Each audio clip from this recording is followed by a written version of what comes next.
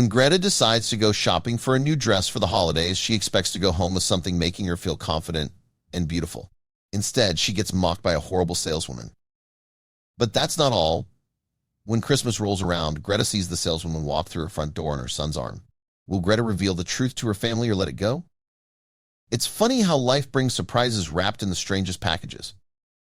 This past Christmas, I learned that the best gift isn't always what you expect. It started with a simple trip to the mall, looking for a dress to wear for our holiday dinner, which I was hosting this year. Christmas has always been special in our family, and now that I'm in my 50s, I just wanted to look my best. I thought it would be an ordinary day. But from the moment I walked into that shop, things took a turn I'd never seen coming.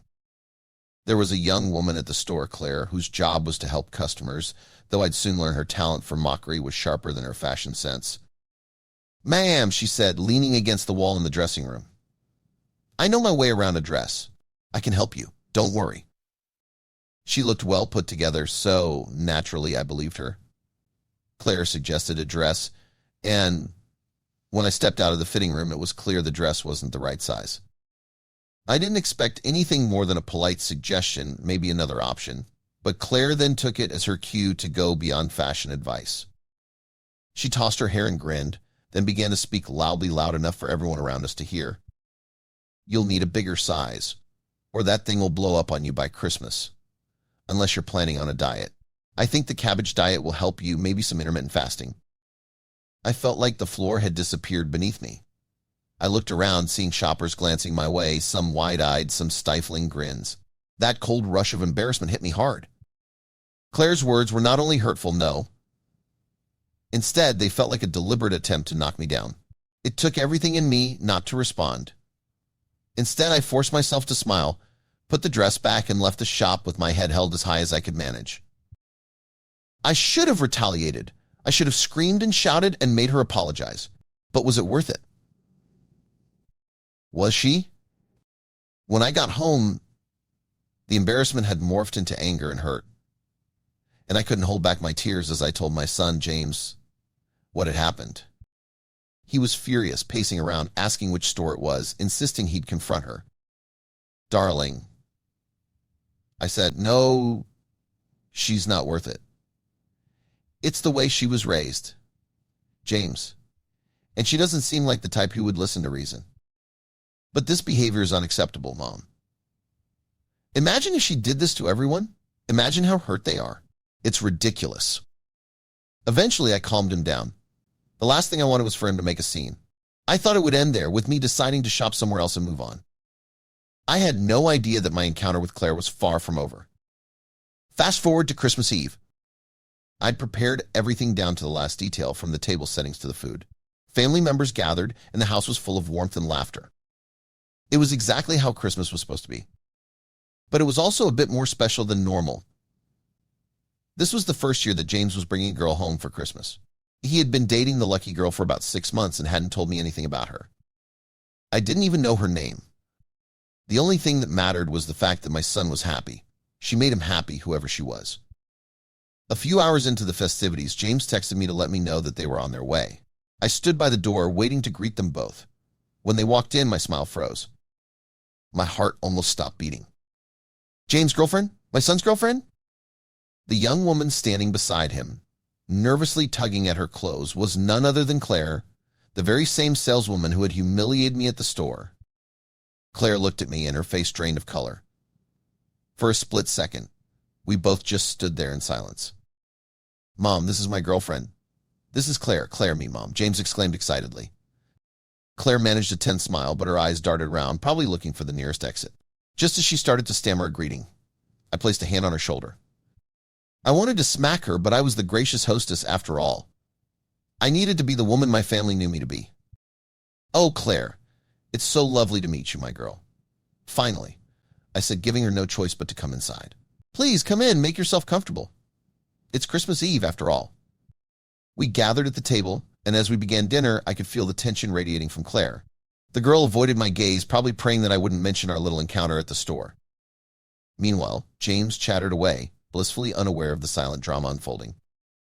I watched Claire as she tried to keep up with the conversation, her forced laugh sounding odd among the festive cheer. She even made a few awkward attempts at jokes, some even veering into the territory of rude, and my mother-in-law's uncomfortable chuckles only added to the tension. My son, bless his soul, would occasionally squeeze Claire's hand. It was a simple act of reassurance that seemed to help calm her down. But as dinner went on and plates were being emptied, I saw her mask slipping. Claire was no longer the confident, sharp-tongued saleswoman from the mall. Instead, she looked vulnerable, almost desperate. Finally, dessert was served. My famous chocolate cake, trifle, and brandy pudding were all laid onto the table. The laughter had settled, and everyone was in a content holiday haze, just waiting for the sweet treats to finish off everyone's appetites. I decided that this was the perfect moment to unwrap a little truth gift of my own. I turned to her, my voice soft but firm. I wasn't going to let her off the hook completely. "Claire, something's been on my mind ever since you walked through the door," I said. Her eyes widened, but I continued, reminding myself to keep my tone calm. I went shopping a few weeks ago for a dress to wear tonight. Funny enough, I met a saleswoman who gave me her honest opinion." "About what, Annie Greta?" my niece asked from across the table. "About my size," I said. "I was so mad when Mom told me this story. I mean, honestly, the nerve," James piped in. Claire's face turned crimson as she glanced down, unable to meet anyone's eyes. I continued, addressing the family, but I never broke my focus on her. She suggested that I'd be better off with a diet, that the dress I'd chosen would blow up on me at Christmas. I remember thinking it was one of the cruelest things someone had ever said to me. Little did I know I'd be meeting her soon again. "What?" James exclaimed, almost knocking his glass of wine over. "When Mom, why didn't you tell me?" Mom refused to tell me which store the woman works at, and her name. "Today, honey," I said, keeping my gaze on Claire. I met her today. In our home, she's sitting at our dining table. The room went silent, the soft clinking of silverware stopping midair. My son's face turned pale as he slowly processed what I'd just shared. His gaze snapped to Claire, who sat frozen, staring down at her lap. James looked at Claire for a moment. His face was unreadable. "Is this true, Claire? Did you really say that to my mom?" "I didn't know she was your mother," James. "I was just joking around. It was meant to be funny." "Funny?" he repeated, venom in his voice. "Mocking someone's appearance is funny to you? Seriously, Claire, what the hell?" There was absolutely no way for her to spin this. She realized she had no escape. As the silence stretched out, Claire fumbled for her purse, finally muttering her goodbyes. "I think I should go," she said. James didn't stop her. In fact, he rose from his seat, took her by the arm, and guided her to the door. "I think that's a good idea," he said quietly. "I thought I knew you, but clearly I was wrong." As Claire left, the entire room seemed to exhale. It was as if a strange cloud had lifted from our home, leaving only a sense of relief and, oddly enough, closure.